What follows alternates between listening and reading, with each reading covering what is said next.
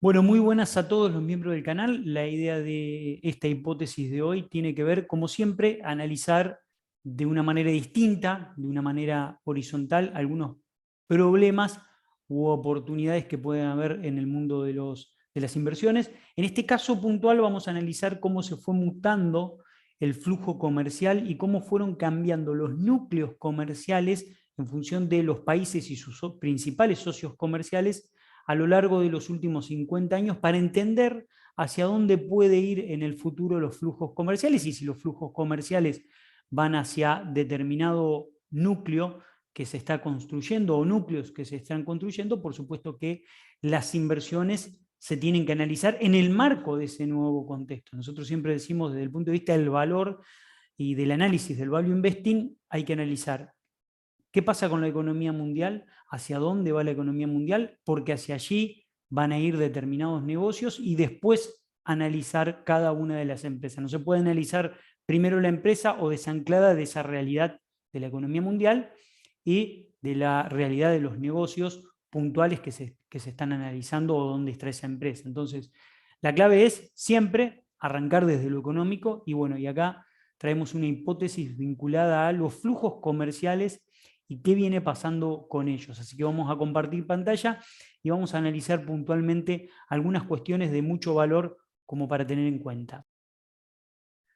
Bueno, en primer lugar, el comercio mundial viene teniendo un crecimiento significativo en el año 2021 con relación al año 2020, del 23% el crecimiento que se dio, llegando a los 28 billones de dólares. Si pensamos en una economía mundial de 90 billones de dólares, estamos prácticamente en un 32, 33, 32% más o menos de lo que significan los flujos comerciales dentro de lo que es la economía global, ¿no?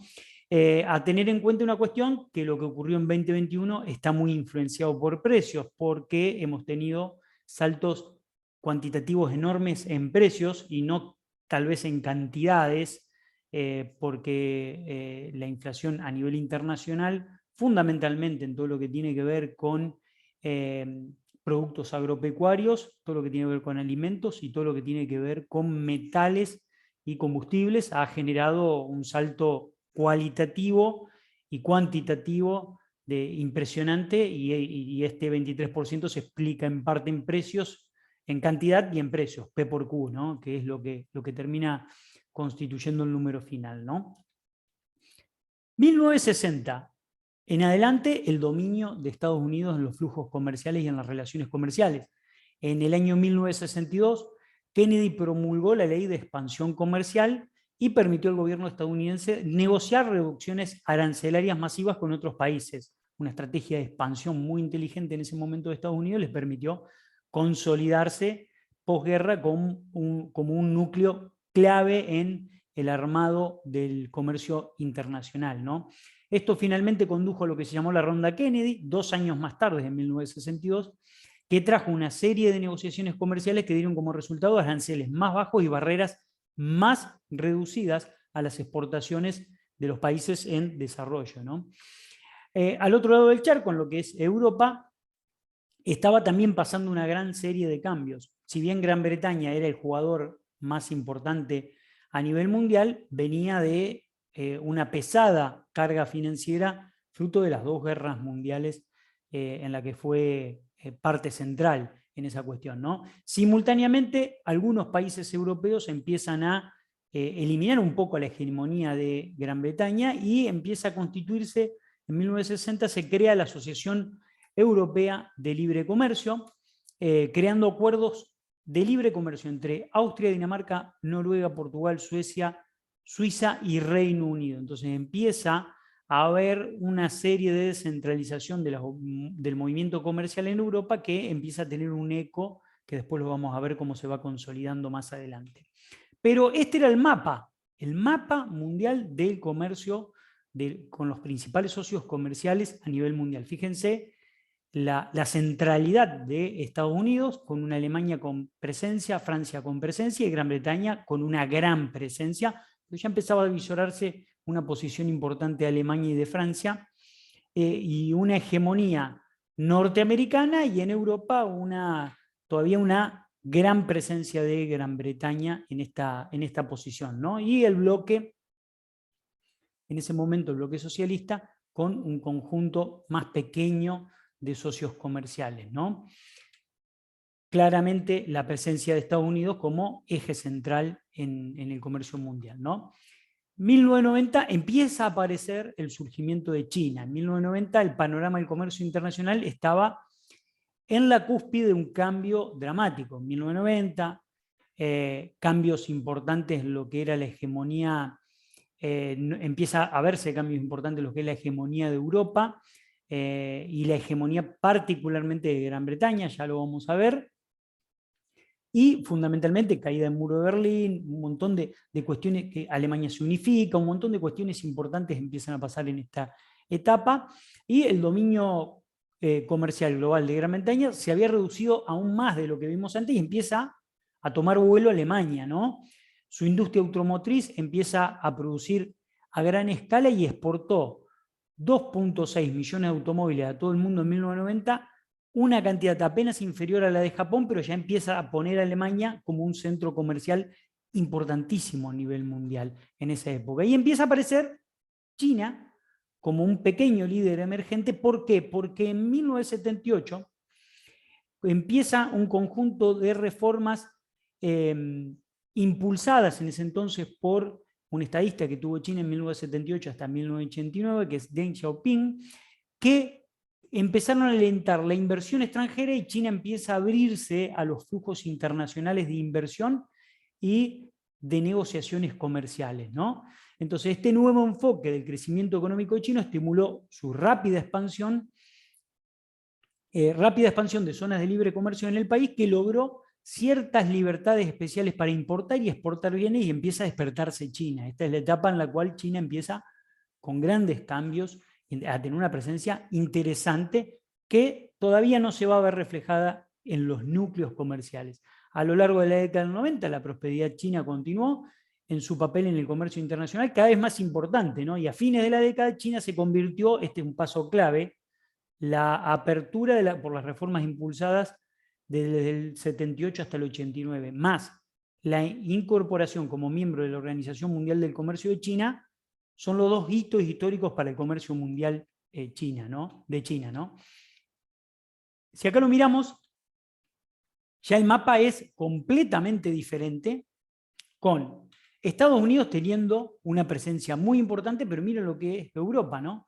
Con Francia y con Alemania teniendo un núcleo de relaciones comerciales importantísimos, y con Gran Bretaña teniendo un núcleo más reducido, más vinculado a los vínculos que tenía con sus colonias, ¿no? Mucho más reducido lo de Gran Bretaña, y con gran presencia Alemania como ya el gran jugador fuerte de Europa. De hecho, hoy lo es, ¿no? Junto con Francia. Y Francia también. Y por este lado, Estados Unidos, Japón con su red comercial, Australia como otro eje, y China empieza a aparecer acá con una pequeña presencia a nivel global. Obviamente, Estados Unidos sigue siendo el centro a nivel global de las relaciones comerciales, pero Europa tiene gran presencia, y después empieza todo el desarrollo de la Comunidad Económica Europea, la moneda única en Europa, y todas esas cuestiones le dan gran presencia y gran cambio, porque se empieza a entender como un bloque conjunto a nivel global, ¿no? Y después, ahora en 2020, lo que empezamos a ver es que China supera a Estados Unidos como el mayor socio comercial del mundo, pese a que, pero a medida que creció la influencia de China, también creció la tensión con Estados Unidos. Esto es inevitable. En el 2018 aparece Trump con los aranceles de 360.000 millones de dólares, y China responde con 110.000 millones de dólares de aranceles a los productos norteamericanos. Todo esto lo único que generó es un perjuicio entre el vínculo comercial entre Estados Unidos y China. Lo único que ha generado es un conflicto entre ellos, pero este conflicto todavía está latente, no está resuelto, porque lo que se está jugando acá es algo que mencionamos en alguna otra hipótesis, es Bueno, China se encamina a ser la principal economía a nivel global en 2028, según los estudios de determinadas organizaciones mundiales, empiezan a marcar que China en 2028 va a superar en presencia de PBI a Estados Unidos, y esto se puede ver también reflejado de esta manera, ¿no? Miren esto. A mí me sorprendió, a mí me impactó. Realmente me impactó lo que vi acá. Estamos hablando de 1990, la última foto que vimos. Nos vamos a la última foto. 1990. Esto es China. Esto es Estados Unidos. Esto es Europa. Esto es Japón. Esto es Australia.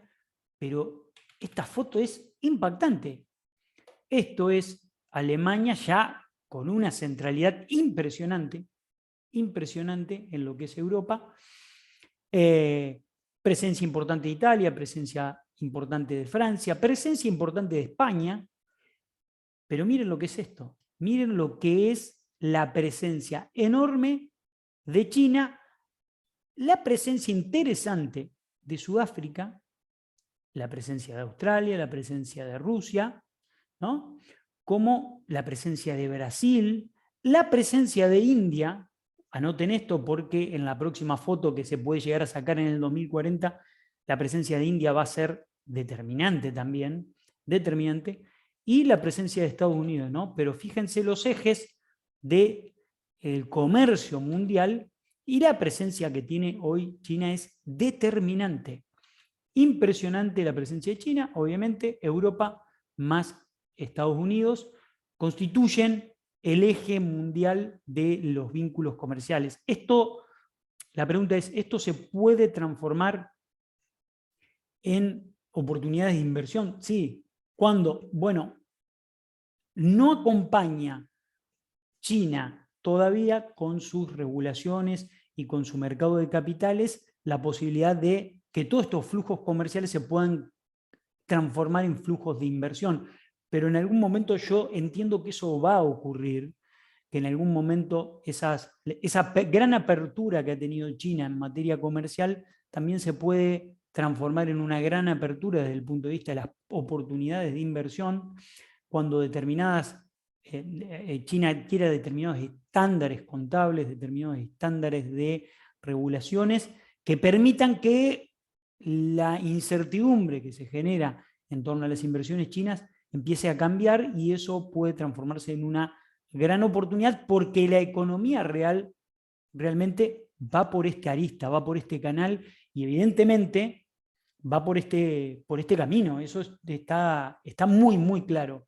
Veremos si después, ¿cuándo es la oportunidad de que esto se transforme en una oportunidad de inversión desde el punto de vista de los activos que cotizan en estos mercados? Pero es realmente impresionante el desarrollo que está teniendo China en materia de vínculos comerciales. Estoy buscando a Nigeria, que todavía no se despegó, pero es otro de los ejes que se puede llegar a despegar en el futuro. Así que bueno, esta es la hipótesis de hoy, espero que les sea de utilidad, y como siempre, desde este canal tratamos de aportar algo distinto a lo que ya existe, aportar una mirada distinta, horizontal, de lo que ocurre en el mundo, para entender a dónde podemos posicionarnos con una mirada un poco más a largo plazo y un poco más formada desde el punto de vista de el valor, que es lo que siempre a mí me interesa transmitir. Nos vemos en el